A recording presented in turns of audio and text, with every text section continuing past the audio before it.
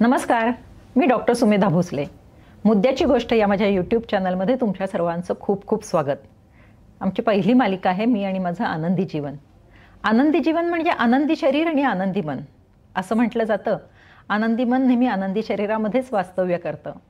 तर अशा या आपल्या मौल्यवान शरीराला सतत आनंदी राहण्यासाठी नक्की काय करायला हवं याविषयीचं प्रबोधन हे या चॅनलचं प्रयोजन. शरीराअंतर्गत प्रत्येक संस्थेचं कार्य सुरळीत चालायला हवं. कुठल्याही आरोग्याची तक्रार नको आणि शरीर जेव्हा कुरकुर करायला लागेल तेव्हा नक्की काय करायला हवं याचं मार्गदर्शन घेण्यासाठी आपण त्या त्या क्षेत्रातील तज्ज्ञ नामवंत डॉक्टर्सना इथे बोलावतो. महाराष्ट्रातील श्रोतृवर्ग, प्रेक्षक वर्ग अतिशय अभ्यासू आहे, जिज्ञासू आहे. नवीन माहिती घ्यायला तुम्हाला आवडते आणि तुम्ही ती आचरणातही आणता आणि त्यामुळेच इथे येणारे तज्ज्ञ त्या त्या क्षेत्रातील आधुनिक तंत्रज्ञान, नवीन शोध, उपचार पद्धती याविषयीची माहिती देण्यासाठी सुद्धा अगदी तत्पर असतात. खरं तर ही माहिती इतकी महत्त्वाची आणि उपयुक्त आहे, ती सर्वदूर पोहोचायला हवी आणि हे तुमच्या हातात आहे. हा चॅनल तुम्ही जास्तीत जास्त शेअर करा म्हणजे तुमच्या मित्रमंडळींमध्ये आणि नातेवाईकांमध्ये ती माहिती पोहोचेल. सबस्क्राईब करा म्हणजे पुढचा एपिसोड तुम्हाला लगेच पोहोचेल आणि लाईक करा. आजचा आपला विषय आहे आरोग्य खांद्याचं, शोल्डरची हेल्थ. आणि त्यासाठी आपण बोलावलेलं आहे none other than doctor Ashish Babhulkar. Doctor Ashish Babhulkar, तुमचं मनपूर्वक स्वागत. थँक्यू. खरं तर शोल्डर हा सगळ्यात महत्त्वाचा जॉईंट अप्पर बॉडीचा. आपण असं नेहमी मराठीत म्हणतो की त्याच्या खांद्यावर सगळी जबाबदारी दिलेली आहे किंवा he can shoulder the responsibility. पण जेव्हा तो शोल्डर दुखावतो तेव्हा सध्या हात उचलणं सुद्धा अगदी दुःखद होतं, वेदनामय होतं. आणि त्यावेळी आपल्याला आठवण येते डॉक्टर आशिष बाभुळकर यांची. डॉक्टर आशिष बाभुळकर यांनी सुपर स्पेशालिटी लिव्हरपूल युनिव्हर्सिटीमधून केलेली आहे.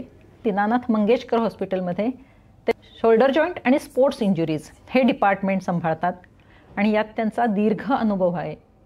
त्यांना मी सुपर स्पेशालिस्ट तर म्हणतेच, पण pioneer in shoulder joint systematic treatment असं म्हणते. कारण त्यांनी शोल्डर जॉईंटकडे बघण्याचा सगळा अप्रोचच बदलून टाकलेला आहे. आणि ॲक्च्युअल ते you are pioneer in reverse shoulder replacement. Reverse shoulder रिप्लेसमेंटचे ते खरोखरच पायोनियर आहेत आणि माझ्या दृष्टीने हीच pioneer in systematic treatment of the shoulder joint.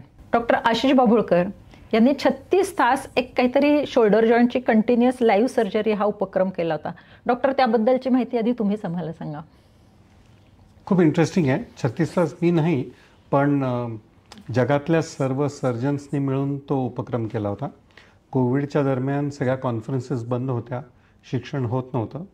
तेव्हा फ्रान्सच्या एका सर्जननी असा नियम घेतला की प्रत्येक देशात सर्जन्स आहेत ज्यांचं लौकिक आहे, त्यांचं कार्य करायची पद्धती वेगळी आहे, तर प्रत्येकांचं सगळ्यांचं सर्वांपर्यंत पोचायला पाहिजे म्हणून इंटरनेटवर लाईव्ह अशा सर्जरीज ठेवल्या. काय छान उपक्रम होता. हो. आणि त्याच्यामुळे आम्हाला घरी बसून फ्रान्समध्ये ती सर्जरी कशी होते, इंग्लंडमध्ये ती सर्जरी कशी होते आणि अशा वेगवेगळ्या सर्जरीज, कारण प्रत्येक सर्जनची काही स्पेशालिटी असते. त्यामुळे त्यांनी आम्हाला सुचवलं की तुझी जी स्पेशालिटी असेल ते ती करून दाखव. आणि ते असं सुरू झालं की पहाट पहिले न्यूझीलंडला होते म्हणून न्यूझीलंडची सर्जरी पहिले, मग ऑस्ट्रेलियाची, मग हाँगकाँगची, जपानची, वर्ल्ड क्लॉक. तर जसं जसं तिकडं 7-8 सकाळचे होत होते तशा तशा सर्जरीज रिले होत गेल्या. त्यामुळे सगळ्यांना सगळ्या आंतरराष्ट्रीय देशांमधले जे जे लौकिक सर्जरी होत्या आणि म्हणून त्यांनी आम्हाला ऑफर केली की तू काय करू इच्छितो. तर आम्ही लटार्जी म्हणून सर्जरी आहे ती आर्थ्रोस्कोपिक करतो. ते सहसा कोणी करत नाही आपल्या देशात. काहीतरी मागचा बोन काढून स्कॅप्युला तिथं जाऊन लावतो आम्ही, पण ते चिरफाड न करता लावणं त्याच्यात खूप कौशल्य आहे. It is a very stressful surgery आणि खूप कमी एक 30-40 सर्जन्स असतील जगात जे करतात. ती लाईव्ह आम्ही करून दाखवली सगळ्यांना. तर ते सर्वांच्या समोर प्रश्न उत्तर असतं आणि जगातल्या कोणी कुठेही असलं तरी ते प्रश्न उत्तर विचारू शकत होते आम्हाला. त्यामुळे आम्हाला ब्राझीलमधून, आफ्रिकेतून, स्पेनमधून प्रश्न आले. त्यामुळे आमचा प्रसार खूप चांगला झाला सगळीकडे. खूप छान होता हा उपक्रम, कारण जगातले सगळे शोल्डर सर्जन्स एकमेकांची शस्त्रक्रिया बघून त्याविषयी प्रश्न विचारून स्वतःचं नॉलेज अपडेट करत होते. आणि खरं तर आम्ही पुणेकर खूप लक्की आहोत की आम्हाला पहिला असा शोल्डर जॉईंट सुपर स्पेशालिस्ट मिळाला आणि तुम्ही पुन्हा कोविडमध्ये हा ॲडिशनल उपक्रम केला. जर डॉक्टरांचं फेसबुक पेज पाहिलं की आपल्या लक्षात येतं की सतत कुठल्या तरी सेमिनार्स किंवा कुठल्या तरी प्रोग्राम्समध्ये लेक्चर देणं, स्वतः नॉलेज घेणं, इतरांना नॉलेज देणं, ह्या ॲक्टिव्हिटी त्यांच्या सतत चालू असतात. पण शोल्डर जॉईंट कसा काय तुम्ही निवडलात? खूप त्याच्यात बरीच सेरेंडिपिटी आहे. त्या काळी म्हणजे 1997 साली एकूण सगळ्यांचा कल नी जॉईंटकडेच होता, थोडे बहुत हिप जॉईंटकडे होते, पण शोल्डर हा उपेक्षितच होता. आणि मला ऑपॉर्च्युनिटी मिळाली कारण मला रोटरी इंटरनॅशनल ॲम्बॅसॅडोरियल स्कॉलरशिप मिळाली आणि त्या स्कॉलरशिपच्या मदतीने मी तिकडे जाऊ शकलो. लिव्हरपूल हे ऑर्थोपेडिक्सचं माहेरघर समजतात. तर माझा दृष्टिकोन असा होता की आपण कसंही करून लिव्हरपूलला जायला पाहिजे आणि तिकडं ट्रेनिंग करून तिकडच्या 2 डिग्रीज घेऊनच यायला पाहिजे. त्यामुळे मी तिकडं MCH केलं आणि FRCS दिलं. FRCSची परीक्षा झाल्या मी राजीनामा दिला. रिझल्टसाठी थांबलो पण नाही. बरं. त्यामुळे रिझल्ट बरा नसता आला तर पंचायत होती, परत जावं लागलं असतं. पण सुदैवाने रिझल्ट चांगलाच आला आणि म्हणून 4 वर्ष झाले तिथं ट्रेनिंग झालं आणि मग डायरेक्ट पुण्यातून पडलो. अरे वा. मी स्वतःही रोटेरियन आहे आणि मला माहिती आहे की रोटरी स्कॉलरशिपमध्ये त्या ॲम्बॅसेडर स्कॉलरशिपसाठीचे निकष किती हार्ड असतात. म्हणजे आम्ही अगदी शोधून घेतो, हजारो ॲप्लिकेशन्स येतात आणि त्याच्यातून तुमची निवड झाली म्हणजे पहिल्यापासून तुमचं करिअर नक्कीच ब्राईट असणार आहे. पण मग एवढा छान शोल्डरचा कोर्स करून आल्यानंतर, म्हणजे सुपर स्पेशालिटी, साधा कोर्स नाही तो, सुपर स्पेशालिटी करून आल्यानंतर, FRCS पूर्ण करून आल्यानंतर शोल्डर जॉईंट विषयीच्या ट्रीटमेंटचं पुण्यामध्ये स्वागत कसं काय झालं? खूप काही चांगलं नाही झालं, खरा अंधारच होता. पण माझ्या मनात मी गाठ बांधली होती की आपण शोल्डर सोडून दुसरं काही करणार नाही. स्पोर्ट्स आणि शोल्डर हा माझा पहिल्यापासूनचा भक्कम निर्णय होता. मी येऊन वल्ली लोकांना भेटलो, खूप काही प्रोत्साहन मिळालं नाही आणि 1-2 सांगितलं की अरे तू ट्रॉमा कर, त्याच्यातच सगळं आहे तुझं, नाहीतर उपाशी राहशील. अनायसे भेटायला गेलो कोणाला, तर सिनियर होते ते आणि ते म्हणे तू काय असं वेगळं करणार, कारण सगळ्यांना शोल्डर म्हणजे फ्रोझन शोल्डरच वाटायचं. आणि त्यामुळे सगळ्या शोल्डर कंडिशनला फ्रोझन शोल्डरमुळे सगळं पेशंटला खूप गैरसोय होती कारण त्यांचे निदानच होत नव्हते. मी त्यांच्यासमोर बसताना त्यांचाच शोल्डरचा ऑपरेटेड पेशंट समोर आला. हे बघ म्हणे तू काय करतो वेगळं, हे बघ मी हे केलं ओपन सर्जरी. आणि कसं आहे रे, तर त्याला दाखवलं तर ट्रक ड्रायव्हर होता 20 वर्षाचा, तो एवढा हालचाल करत होता. बघ म्हणे छान आहे, तू बरा आहेस का? तो पेशंट पण म्हणाला मी बरा आहे. तो इतकं जोराने ओरडला, त्याला पर्यायच नव्हता त्याला. त्याच्यातून खरं निराश व्हायला पाहिजे होतं, पण मी त्याच्याकडे बघून मला लक्षात आलं की आपलं भवितव्य अगदी उज्ज्वल आहे, कारण इथून पुढे प्रगती होणार. तर पहिले 3 वर्ष खूप कष्ट झाले, कारण पेशंटनी का विश्वास ठेवा. पण एक रिझल्ट्स यायला लागले आणि लोकांना कळायला लागलं आणि त्याप्रमाणे खूप कठीण केसेस येत होत्या सुरुवातीला. आणि त्याचा उलगडा जेव्हा झाला, त्याचे रिझल्ट जेव्हा चांगले आले, त्याच्यानंतरच थोडीशी प्रसिद्धी मिळाली, मान मिळाला आणि त्याबरोबर पेशंटनी प्रतिसाद खूपच मुळात चांगला लोकांना समजलं की अशी शोल्डर जॉईंटची वेगळी ट्रीटमेंटची किती गरज आहे. खरं यशस्वी लोकांच्या वाटा नेहमीच वेगळ्या असतात. This is the reason behind your success असं म्हणायला हरकत नाही.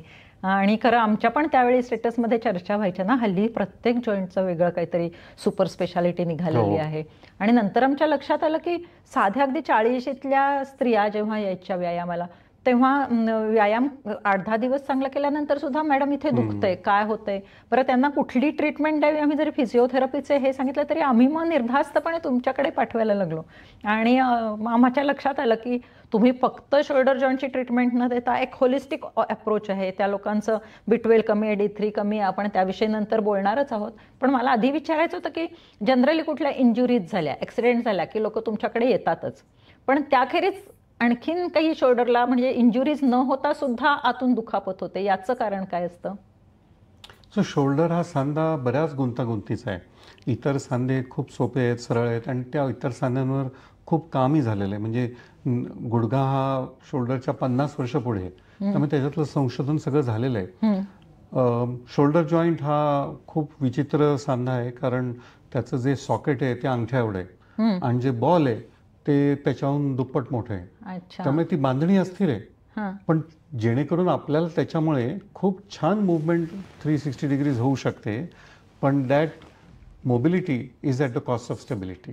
जनरली असं असतंच ना, जो हो. सांधा जास्ती जास्त अनस्टेबल तेवढा त्याची मोबिलिटी, किंवा ज्याची मोबिलिटी जास्ती जास्त आहे आहे, तेव्हा तो सांधा अनस्टेबल तेवढा जास्त. अनस्टेबल आहे. आणि शोल्डर हा अजून एक वैविध्य त्याचं असं आहे की हा एकुलता एक सांधा आहे ज्याच्यातून 2 स्नायू बाहेर पडतात, एक लॉंगेट ऑफ बायसेप्स आणि एक रोटेटर कफ.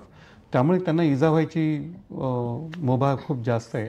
आणि त्यामुळे नुसतं फ्रोझन शोल्डर नाही होत, पण फ्रोझन शोल्डर होतं, लिगामेंट टेअर्स होतात, रोटेटर कफ टेअर्स होतात, आर्थरायटिस होतो, डिस्लोकेशन्स होतं आणि एव्हॅस्क्युलर नेक्रोसिस होतं. त्यामुळे असं खूप कंडिशन्स आहेत शोल्डरमध्ये ज्या होऊ शकतात आणि त्यामुळे चॅलेंज आहे शोल्डरला बरं पण करणं. म्हणजे विदाऊट ऍक्सिडेंट सुद्धा हे आत घडत असतात होय का होय प्रक्रिया? होय. आणि जनरली मी पाहते तर बायकांचा तर कल असतो शेक घेऊया किंवा कुठले तरी स्ट्रेचेस घेऊया, पण मग नक्की तुमच्याकडे कधी यायचं जेव्हा शोल्डर दुखायला लागला तर कुठपर्यंत अंगावर काढायचं? कारण एक जनरली आपण एखादी कॉम्बिफ्लॅम घेतो किंवा काहीतरी एखादं ऑइंटमेंट ज्याच्या जाहिराती येतात, स्प्रे वगैरे लावणे अशा, तसं काहीतरी घेऊन अंगावर काढण्याचा एक कल असतो. स्त्रियांचा तर नक्की असतो.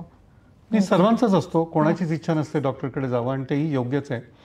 पण आपण प्रवास केला, आंतरराष्ट्रीय प्रवास केला आणि मग बॅगा उचलल्या आणि आपल्याला दुखायला लागलं आणि ते काही 4-5 दिवसात बरं झालं तर काही विशेष वेगळं नाही आहे. पण एक नियम असा असावा की 15-20 दिवसाच्या पुढे पेन चाललंय तर मग ते ठिणगी असतानाच विझवलेलं बरं. त्याचा आग लागून बोभाटा झाला की मग येणं, मग ते कठीण होतं, गुंतागुंतीचं होतं. एकदा टेअर झाला की मग व्यायामाने बरं न होणं आणि मग त्यालाच तेवढा दीर्घकाळ लागतो पूर्ण बरं व्हायला.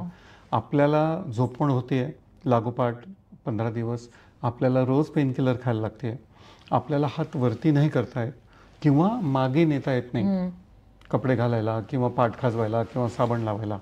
हे धोक्याची लक्षणं आहेत. त्याहूनही बऱ्याचदा काय होतं की शोल्डर वीक झाला तेव्हा लगेच कोलमडत नाही, मानदुखी होते.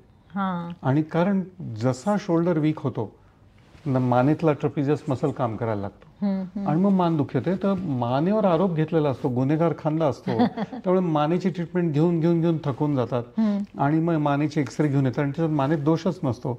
मानेला दुरुस्त करण्यात पॉईंटच नाही आहे. जोपर्यंत शोल्डरमध्ये ताकद येत नाही तो ट्रॅपिजियस शांत होत नाही. त्यामुळे ते लक्षात घ्यायला पाहिजे की मानदुखी असेल तरी तो शोल्डरचाच विषय असू शकतो. म्हणजे आपल्याला प्रेक्षकांना इथे मेसेज द्यायचा आहे की मानदुखी असेल तर ती फक्त मानेतल्या कारणामुळे असते असं नाही, तर शोल्डरचे मसल्स वीक झाल्याचं सुद्धा ते लक्षण असू शकतं. त्यामुळे शोल्डर दुखण्याची वाट न बघता मान का दुखतेय ह्याचंही आपण निदान करायला पाहिजे. दुसरं असं आहे, लोकांमध्ये कायम प्रश्न असतो, धर्मसंकटात असतात की गरम लावावं का बर्फ लावावं. तर तुम्हाला अगदी सोपा हिशोब आहे की जर इंजुरी झाली आहे ताजी आणि मार बसलाय तर मग बर्फ लावा, गरम नाही लावू.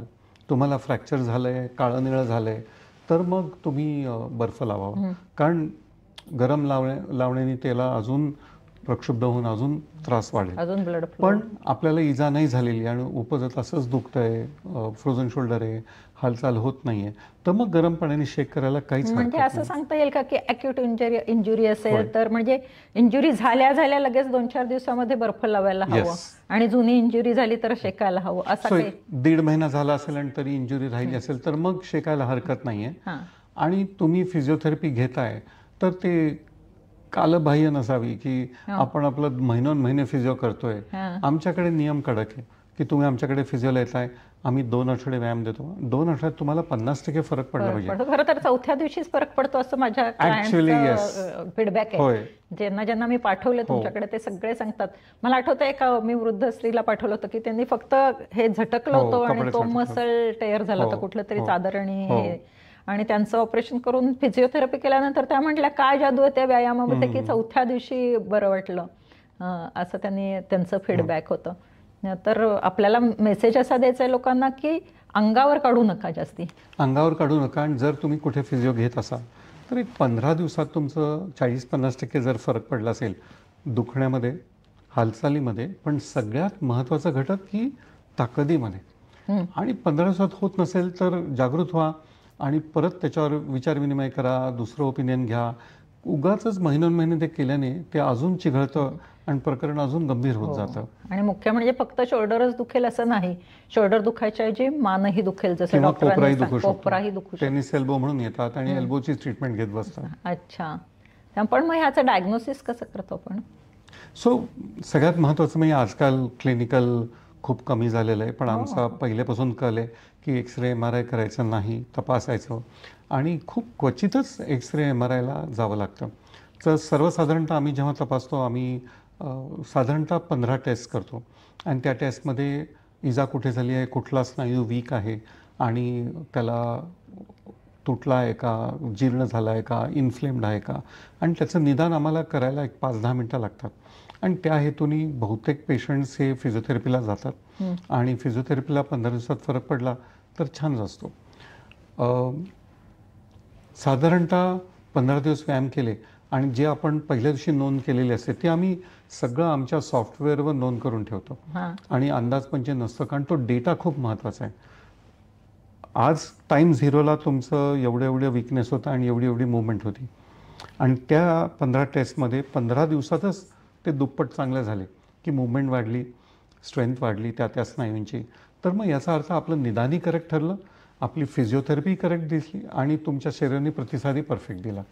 म्हणजे फिजिओथेरपी हे आधी व्यवस्थित तुमच्याकडून निदान होतं, बाकीच्या टेस्ट होतात आणि फिजिओथेरपी होते. आणि त्याच्यामध्ये मला या ठिकाणी अगदी आवर्जून सांगायचं आहे की डॉक्टरांनी आजपर्यंत शब्दशः हजारो शस्त्रक्रिया केल्यात, पण त्याच्या 10 पट शस्त्रक्रिया त्यांनी टाळल्या आहेत. शस्त्रक्रिया टाळण्याकडे यांचा कल आहे. आणि मला तुम्हाला सांगायला आवडेल की मी आत्ता माझं एक भारती विद्यापीठमध्ये लेक्चर झालं, आणि तिथल्या मी हेड ऑफ द डिपार्टमेंटनं त्यांनी मला बोलावलं भेटायला. तर त्यांना मी सांगितलं मी डॉक्टर आशिष यांचा इंटरव्ह्यू घेणार आहे. तर ते म्हटले he is a gem of a person, आणि त्यांनी फिजिओथेरपीचं एक काहीतरी वेगळा टेक्निक शोधून काढलेलं आहे. तर आम्हाला त्या टेक्निकबद्दल सांगा, कारण डॉक्टरांनी एक फिजिओथेरपीचं टेक्निक काढलं आहे आणि त्याचं पेटंट घेतलेलं आहे, आणि त्यांचा कल ते फिजिओथेरपीचे एक्सरसाइज देऊन शस्त्रक्रिया कशी टाळता येईल याच्याकडे त्यांचा कल असतो.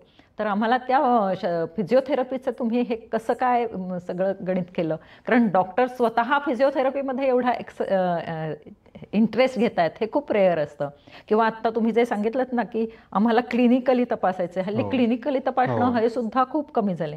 तर आधी आम्हाला त्या फिजिओथेरपीबद्दल ऐकायची खूप उत्सुकता आहे.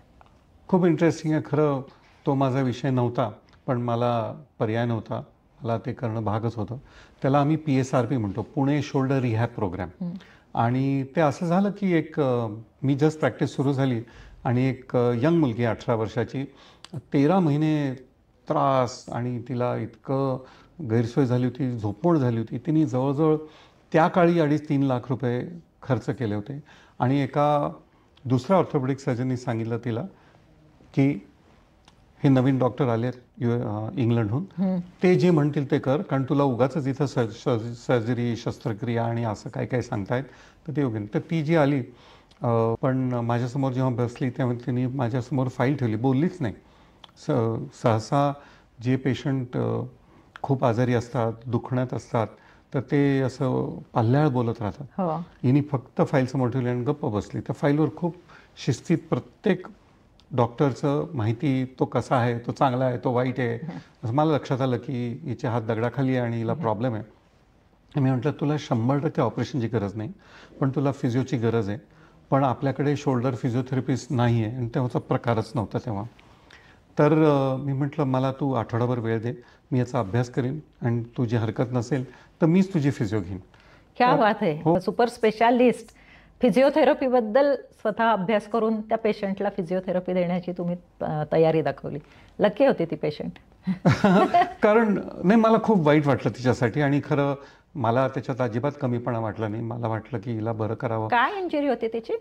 तिला ना एक इंजुरी झाली, पडली, आणि तिचा जो स्कॅप्युला आहे म्हणजे फऱ्याचं हाड, स्कॅप्युला म्हणजे पाठीमागची जी 2 बोन्स असतात, पाठीवर जे प्रॉमिनंट फऱ्याचं हाड होतं. तर ती प्रत्येक वेळेस हात एवढा वरती न्यायची, तो सटकून जायचा. It's the most extreme form of scapular instability I have ever seen. म्हणजे स्कॅप्युला सटकून जायचं, scapula dislocation of the scapula. असं कुठे पब्लिश पण नाहीये, मला कुठे माहितीत पण नव्हतं की याला इलाज कसा करायचा आणि असं. पण मला एवढं निश्चित माहिती होतं की ही व्यायामाने बरं होणार आहे, कारण तिचे विकनेस होते जे बरं. सो मी जगातल्या सगळ्या फिजिओथेरपिस्टचा अभ्यास केला. आमचे लिव्हरपूलच्या काही फिजिओथेरपिस्ट माझ्या ओळखीच्या होत्या, त्यांच्याशी डिस्कशन केले, आणि मी एक प्रोग्राम लिहून काढला. आणि मग मी तो बसून तिचा काढून घेतला. म्हणून तेव्हापासून ते थेराबँड्स घेऊन मी व्यायाम करतो त्यांचे. आणि तिला तेव्हा सांगितलं की आपण 2 आठवडे व्यायाम करू, 2 आठवड्यांनी आढावा घेऊ, जर नाही बरं झालं तर मग सोडून देऊ. तर ती अगदी प्रामाणिकपणे 2 आठवडे आली. तुला विश्वास नाही बसणार, 2 आठवड्यात तिचा हात जो उचलाचा नव्हता येत, फुल मुवमेंट झाली तिची. बापरे. आणि मला या ठिकाणी आवर्जून सांगायचं की त्यांचं क्लिनिक इतकं अद्ययावत आहे, म्हणजे इंटेरियर तर खूप सुंदर आहेच. त्यांची एक केबिन आहे, तिथे तुम्ही गेल्यावर अतिशय सॉफ्ट भाषेत पण ठामपणे असं ते त्यांचं डायग्नोसिस आणि ट्रीटमेंट सांगतात. आणि त्याला अटॅच्ड एक फिजिओथेरपी क्लिनिकचा मोठा हॉल आहे, त्याच्यामध्ये सर्व सामग्री आहे आणि त्यांच्याकडे ते 4 ते 5 फिजिओथेरपिस्ट उपस्थित असतात आणि अतिशय शिस्तीने ते सगळ्यांचा व्यायाम करून घेत असतात. त्यामुळे तिथे गेल्यावरती खरोखरच खूप छान वाटतं. आणि मुख्य म्हणजे मला असं आणखी विचारायचं होतं की तुमच्याकडे फक्त शोल्डरची फिजिओथेरपी दिली जात नाही, तर सगळ्याच जॉईंट्सवरती काही प्रॉब्लेम असेल तरी त्यांच्याकडे फिजिओथेरपी देतात, कारण ते स्पोर्ट्स इंजुरीबद्दल सुद्धा त्यांचा अभ्यास आहे. दीनानाथमध्ये सुद्धा तुम्ही स्पोर्ट्स इंजुरीबद्दल हे करता ना, त्याबद्दल थोडं. आमचं दीनानाथचं department shoulder and sports injury असं डिपार्टमेंट आहे आणि खूप स्पोर्ट्सचे पेशंट्स येतात आमच्याकडे. बॅडमिंटन म्हणा, क्रिकेट म्हणा, हे तर खूप कॉमनच झालेलं आहे, पण कुस्तीगीर खूप येतात. आमचे अनेक ऑपरेटेड कुस्तीचे पट्टू, हिंद केसरी 2 आहेत, महाराष्ट्र केसरी 2 आहेत आणि ऑपरेशन करून त्यांनी नुसतं कुस्ती सुरू नाही केली, तो गोल्ड मेडल घेऊन आलेले आहेत. आर्चरीचे आहेत, गॉल्फचे आहेत, स्विमर्सचं खूप आहेत. पण नवीन म्हणजे आजकाल लहान मुली 12 ते 16 वयोगटातल्या कुस्ती खेळायला लागल्या आहेत, बॉक्सिंग करायला लागल्या आहेत. आणि ह्याचे इंजुरीज आम्ही खूप बघायला लागलेलो आहे आणि त्या दूरदूरून येतात. माझ्याकडे एक 20 वर्षाची कुस्ती खेळणारी मुलगी आली होती आणि तिचे आईवडील गदग नावाच्या एका छोट्याशा गावात कर्नाटक महाराष्ट्र बॉर्डरवरून आले होते आणि तिला थोडासा टेअर झाला होता छोटा. मी त्यांना म्हटलं की तुम्ही जिथून येत आहे, हिने जर कुस्ती सोडली तर मी हिला व्यायामाने बरं करू शकतो, कुस्ती नाही खेळू शकत कारण तिला टेअर झालेला आहे. त्यांच्या डोळ्यात असा निश्चय होता की त्यांनी मला बघून, डॉक्टर ऑपरेशन तर करायचं आहे, कुस्ती तर खेळायचीच आहे. हे मला आश्चर्य वाटलं. Challenge for you. हो, चॅलेंजपेक्षा मला आश्चर्य असं वाटलं की आपला समाज इतका ऑर्थोडॉक्स आहे, मुलींना आपण खेळायला देत नाही आणि हे ऑपरेशन करून तिला खेळायला लावू शकत होते. नुसतंच ती बरी नाही झाली, तिने कुस्ती सुरू केली. तिने 6 महिन्यानंतर मला ईमेल पाठवला की डॉक्टर माझा शोल्डर एकदम छान आहे. म्हणजे गदगहून ही ईमेल करते मला आणि मला आता फुल कॉन्फिडन्स आलेला आहे. मी ब्लॅक बँडनी एक्सरसाइज करते आहे, पण मला एका स्पोर्ट्स सायकोलॉजिस्टची गरज आहे, तुम्ही देऊ शकाल का? बरं. म्हणजे पोच बघा, झेप बघा, ॲम्बिशन बघा तिचं की तिला कुठवर जायचं आहे. मला खूप कौतुक वाटतं की ते अगदी जेव्हा येतात ना, कमिटेड येतात एकदम. Very good. मला याच्यावरून आठवलं की लांबच्या लोकांना फिजिओथेरपी देण्यासाठी तुम्ही जे ॲप केलेलं आहे विन्झो ना, AIच्या मदतीने, त्याविषयी माहिती सांगा. त्याचा कसा काय जन्म झाला? सो ते विझिओ ॲप पण असंच खूप गमतीदार आहे. विझिओ ॲप हे स्मार्ट ॲप आहे, फोनवर डाउनलोड करून तुम्ही तुमचे व्यायाम करू शकता, कोणीही करू शकतात. कोविड नंतर खूप पेशंट्सची गैरसोय झाली. आम्हाला बोलून पेशंट्सला आम्ही ऑनलाईन द्यायचा प्रयत्न केला, पण आमच्या लक्षात आलं की आमच्या वेळा, त्यांच्या वेळा आणि ऑपरेटेड अनेक पेशंट्स होते. तर आम्ही दोघांनी मिळून ते विझिओ ॲप डिझाईन केलं आणि त्या विझिओ ॲपमध्ये जे आम्ही PSRP करतो ते हुबहूब त्याच्यात होतं आणि ऑफकोर्स हिप, नी आणि बॅक पण होतात. तर झालं आहे का आजकाल की कोणाकडेही स्मार्टफोन आहे. आमच्या खेड्यातल्या पेशंटकडे सुद्धा स्मार्टफोन आहे. आजकाल 5G सगळीकडे पोचलेलं आहे, त्यामुळे डेटाचा प्रॉब्लेमच नाही आहे. मग त्याच्यातली एनर्जी आम्ही हार्नेस केली, कारण प्रत्येक फोनमध्ये सेन्सर्स आहेत. तुझ्या माझ्या फोनमध्ये 5-6 सेन्सर्स आहेत, पण त्यांचे फोन जरी चायनीज असतील किंवा साधे असले तरी त्याच्यात 3 सेन्सर्स आहेत. तर जवळजवळ ती 15-16 व्यायामांची आख्यायिका आहे PSRP. त्यांना लक्षात राहत नाही कधी सिक्वेन्स, तर तो सिक्वेन्स व्हिडिओनी आहेच, पण तो नुसता बघून करायचा व्यायाम नाही आहे. ते ॲप तुमच्याकडे बघतंय, तुमचा व्यायाम चुकला, ते ॲप सांगतंय की हा व्यायाम चुकला, परत करा. एक इंटेलिजंट फिजिओथेरपिस्ट दिला त्या लिटरली. आणि दुसरी गोष्ट म्हणजे बँगलोरमध्ये तर इतकं पॉप्युलर येते कारण लोकांना होऊन गर्दी, ट्रॅफिक, पार्किंग, त्यामुळे त्यांना घरी बसून, आणि त्या IT लोकांना ना वेळ 12 वाजताच असतो, त्यामुळे 12 वाजता कोण फिजिओ मिळणार आहे त्यांना. त्यामुळे घरी बसून 12 वाजता बसून दिस इज लावून the need of the hour. It is आणि आर्टिफिशियल इंटेलिजन्स सगळ्या प्रांतात पसरलंय. आपण नाही केलं त्याचा उपयोग तर कोण करणार नाही, आहे? आपण अगदी डॉक्टरांचं अभिनंदन करूया, कारण हा इतका महत्त्वाचा शोध हो. तुम्ही लावलेला आहे. आणि मुख्य म्हणजे मला पुन्हा पुन्हा सांगावं असं वाटतं की फिजिओथेरपीचा वापर करून शस्त्रक्रिया टाळता येते असं स्वतः प्रॅक्टिस करून ठामपणे सांगणारे हे डॉक्टर आहेत. त्यांच्याकडून आपण आणखीन माहिती घेणार आहोत, पण पुढच्या एपिसोडमध्ये. तर धन्यवाद. हा आमचा जो चॅनल आहे तो सबस्क्राईब करा, म्हणजे पुढचा एपिसोड वेळेवर पोहोचेल. शेअर करा, म्हणजे जास्तीत जास्त लोकांना कळेल की फिजिओथेरपी करायची असते, शस्त्रक्रिया टाळायची असते. आणि दुसरं महत्त्वाचं म्हणजे त्याचं एक वेगळं ॲप आहे, जे AI ॲप आहे आणि आर्टिफिशियल इंटेलिजन्सचा इतका इंटेलिजंटली वापर करणारे हे असे डॉक्टर आहेत. त्यांना आपण पुढच्या एपिसोडमध्ये भेटूया. धन्यवाद.